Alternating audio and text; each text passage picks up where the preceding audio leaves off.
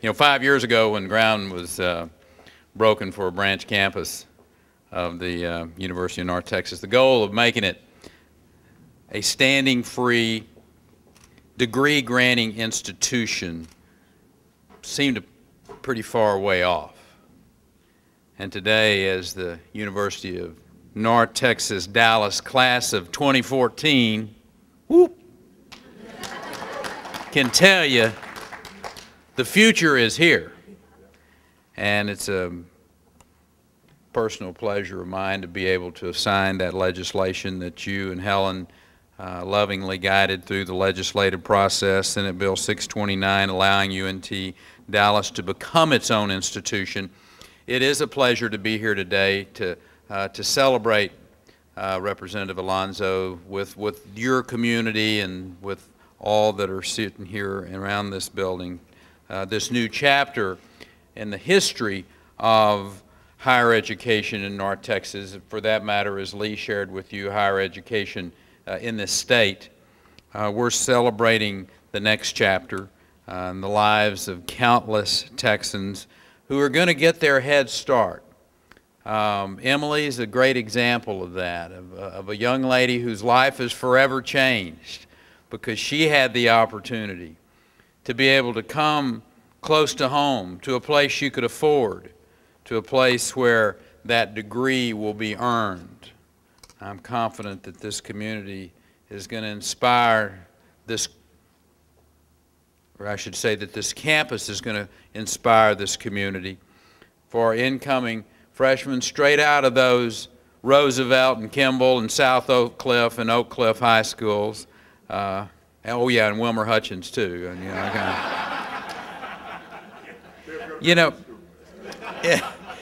in the process of all of this school is going to help its graduates to establish a higher earning potential.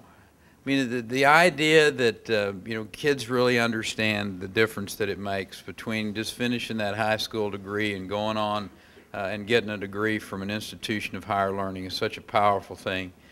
$31,000, that's the average when you get out of high school.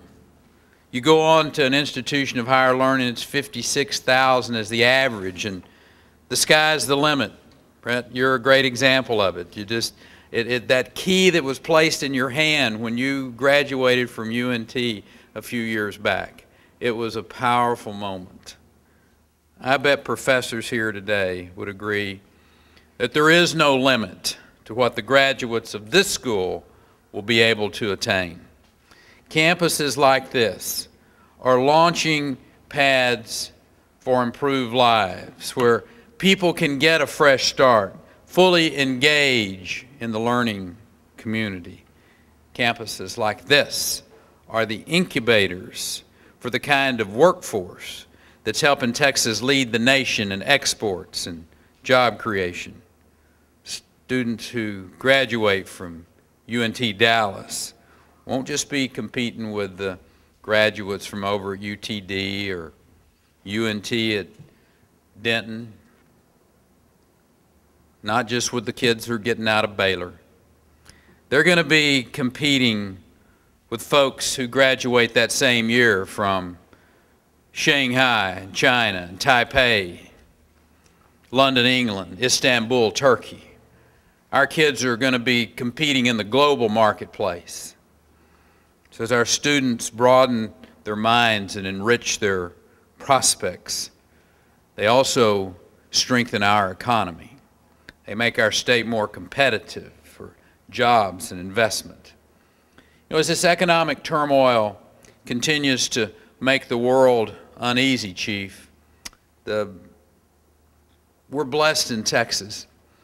We still are attracting employers from around the country and around the world, largely due to the business-friendly climate that these members of the legislature have worked diligently to create. They have attracted people here because we kept our taxes low and our regulatory climate fair and our court system that doesn't allow for oversuing. And these are concepts that create a level playing field.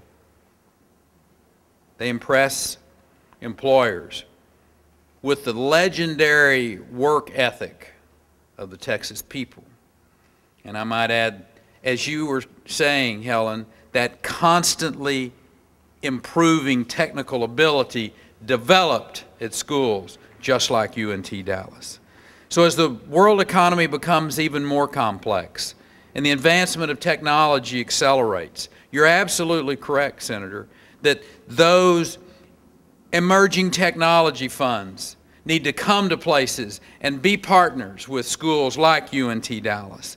And it's that what we will do working together to improve education in Texas as we go forward, doing all we can do to ensure that every student graduates high school and college ready. Our efforts to beef up accountability and invest in those key subjects like science and technology and engineering and math, they're paying great dividends. As I said earlier, sometimes when people get up and look in the mirror, they wonder if they're making a difference. This audience doesn't have that problem. You're making a difference in young people's lives. Our kids are making great strides in the state of Texas.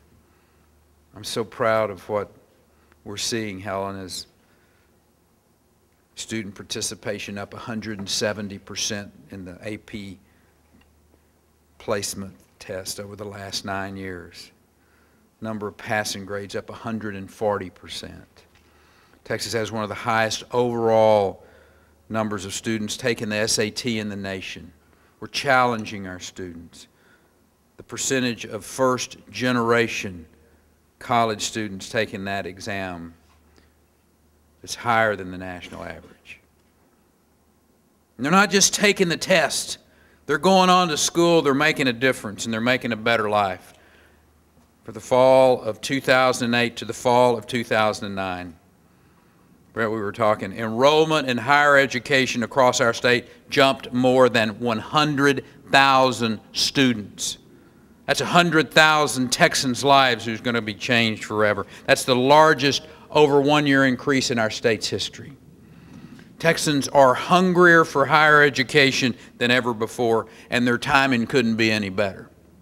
Schools like the University of Texas, North Texas, and Dallas are essential because they're making higher education even more accessible, strengthening our state's reputation as the greatest place to work, to live, and to do business.